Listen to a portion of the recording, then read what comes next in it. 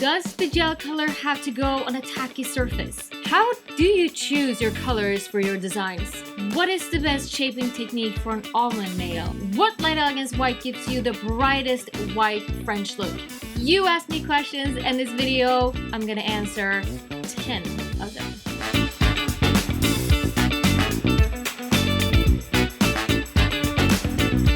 Hello nail friend, hope you are having a fantastic day. I am so happy to have you here. So today we are doing a Q&A collaboration with Light Elegance. So you had the chance to ask me questions through the Light Elegance page, also through my page as well. And we have gathered up some of the most frequently asked questions, and I'm gonna answer 10 of those today. So let's just get right to it. All right, so I got your questions all summed up right here. So let's start with the first one. Does the color gel have to go on a wet surface? Someone's video said that it should, and I assume that once your Lexi line was refined, any of your colors can go straight on top.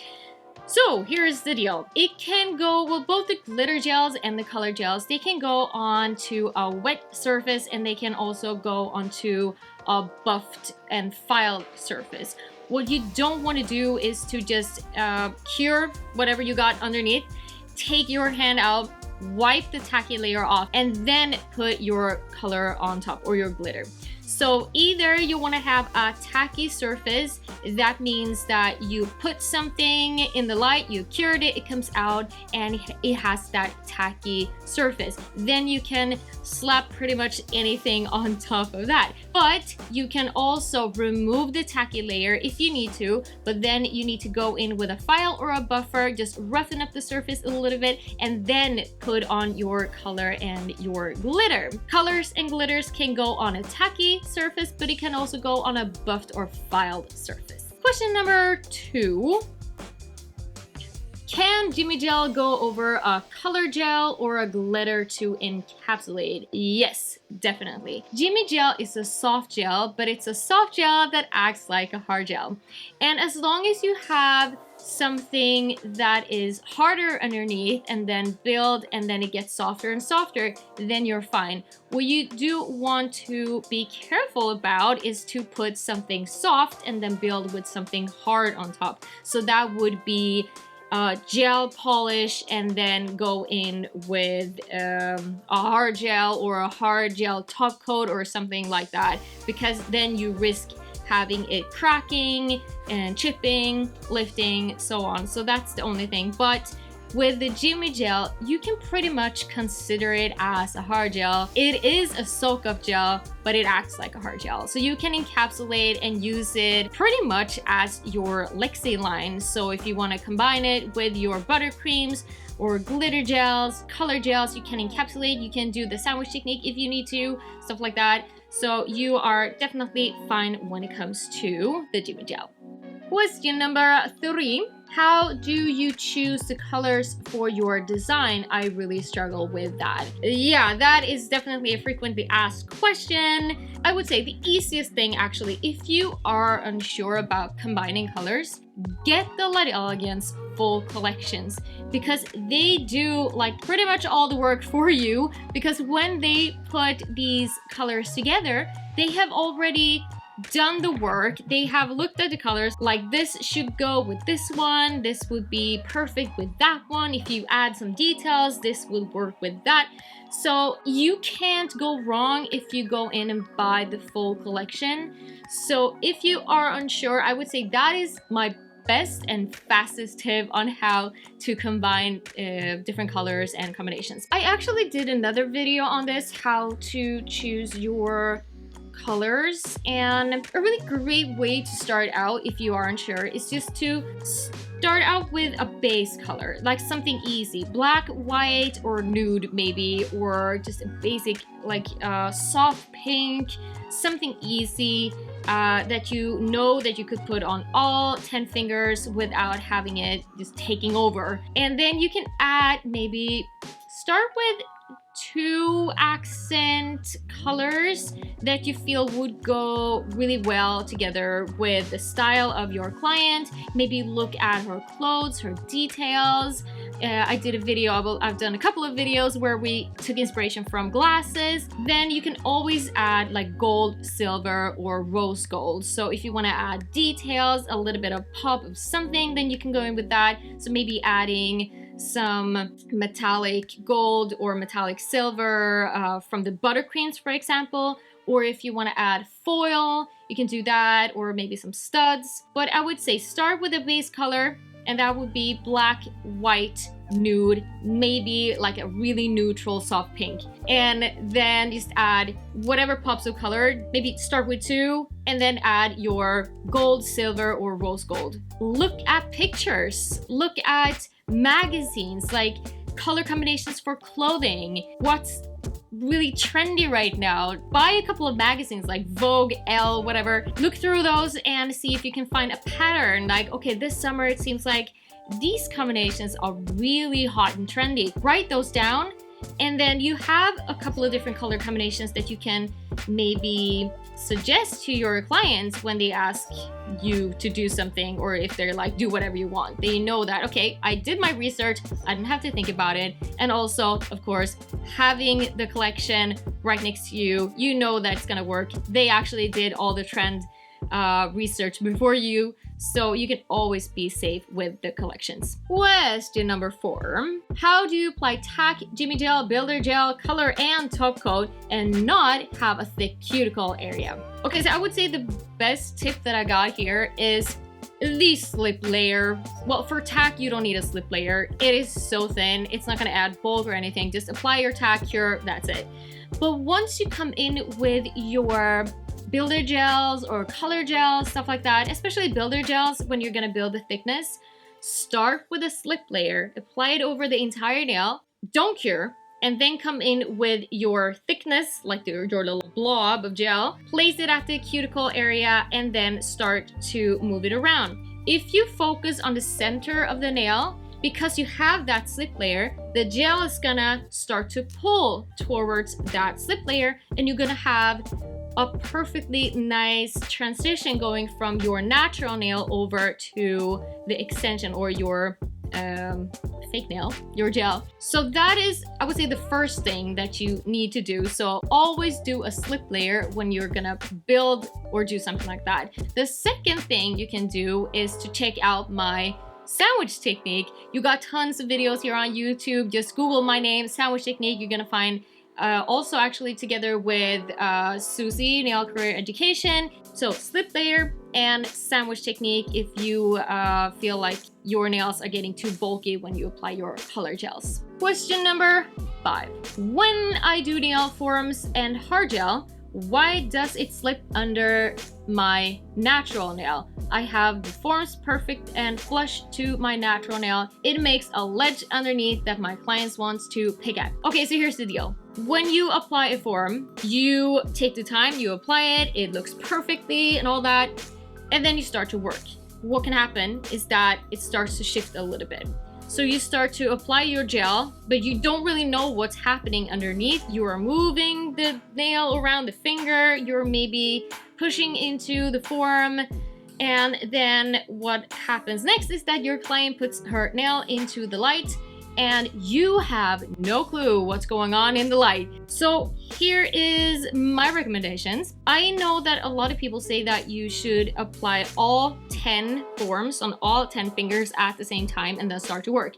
I never do that because I know that 5 of those are gonna be super messy. I'm not gonna have that perfect fit once I get to those nails.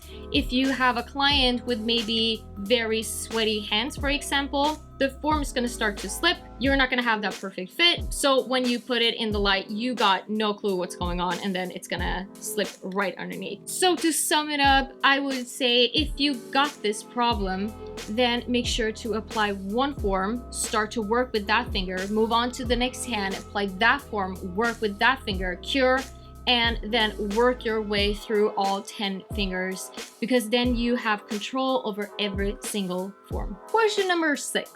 What's the best technique for getting the free edge uniform on an almond-shaped nail? Okay, let me grab a file. This is the easiest way to shape. So what you do, here's actually an almond shape.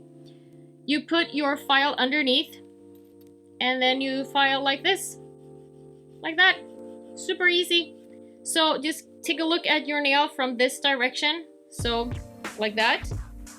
And then just file and tilt your file upwards. The more you tilt this way, the more rounded your nail is gonna get. And then if you tilt it this way, it's gonna be a little bit more pointy. And then of course you wanna come in and do your sides like you would normally do. So don't just go in like this and leave it. Just make sure that you clean everything up. Another thing that you want to keep in mind if you want to make sure that your nail is completely straight is to look for this part of the finger. So this part right here, because if you look here, this part is crooked, it's pointed that way. So usually your index fingers are pointing this way.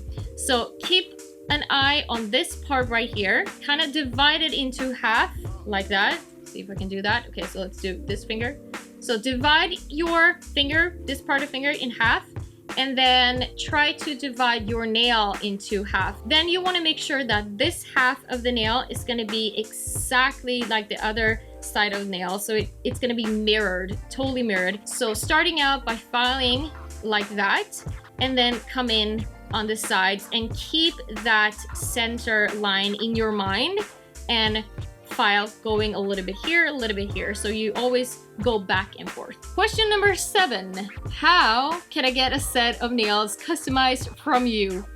Well, right now I am actually not doing any nails. I haven't done nails for a year now. Well, I have done nails. I've done my own nails, but I haven't had any clients since March 2020, of course, because of what's happening in the world right now. But keeping my fingers crossed that things will go back to, well, as normal as it can be as soon as possible. Question number 8. Got lifting problems at the fingertip, but the cuticle area is completely intact without lifting. Prep is pristine. So what causes this? How can it be prevented? So this is a very, very common problem when it comes to clients. You have done your prep perfectly.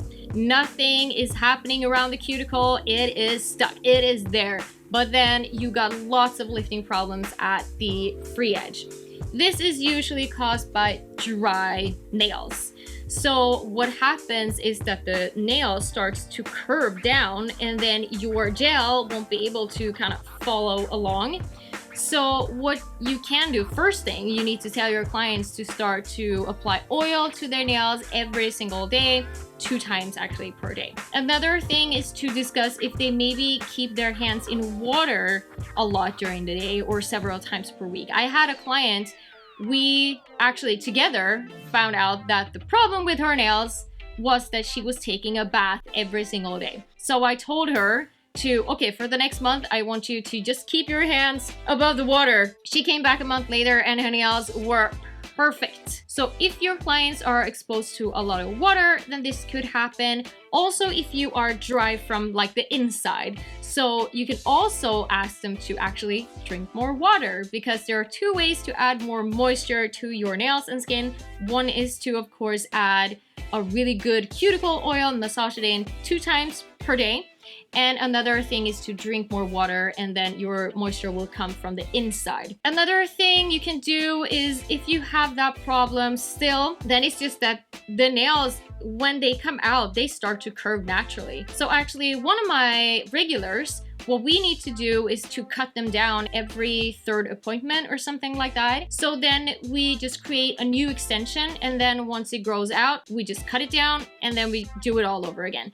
If you have just the tiniest little extension on there, it will kind of grab onto the free edge a little bit, and it will help it to kind of stay in place. The next thing, of course, is to make sure that you always cap the free edge with every single layer that you apply on the nail, even if it's tack, even if it's just the builder layer, color gel, the top gloss, everything. Every single layer, you need to cap the free edge. And that's also going to create kind of a tiny little mini extension, which is gonna help out a lot. Question number 9.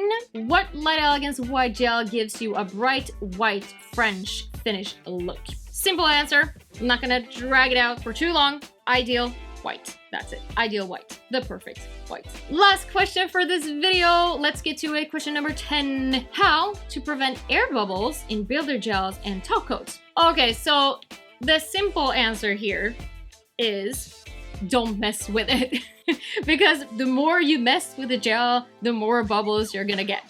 So even if it's just scooping out your little blob of gel, don't go in and scoop and then pick it out. Also make sure that you kind of do it in a slow motion and then put it on your nail, because also if you only do it in one motion but you do it very fast, that could also cause bubbles. So just be very slow when you pick it up and then put it on the nail. Don't start to smush it out like that. Place it onto the nail and then move it around as little as possible. And when it comes to top coats, I would say don't go in and out with the brush like too hard. Try also to do slower motions, and then when you brush it on, if you have a bubble, you can just brush it out really. So that's easy. If you got a bubble in your builder gel, you can take something pointy and you can actually just pop it.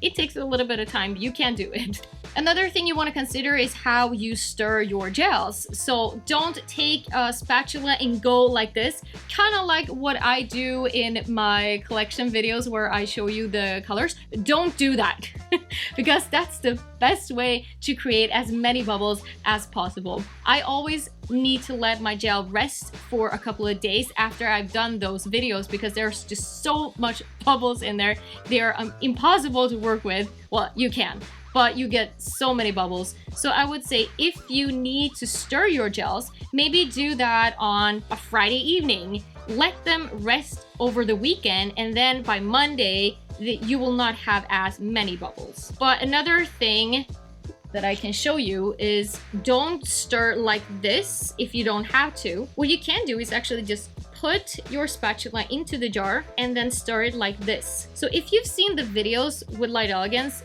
from their lab, they have like a big bucket of gel and then they have a little stick going into the gel and it twirls, spins like this. That's kind of the same thing.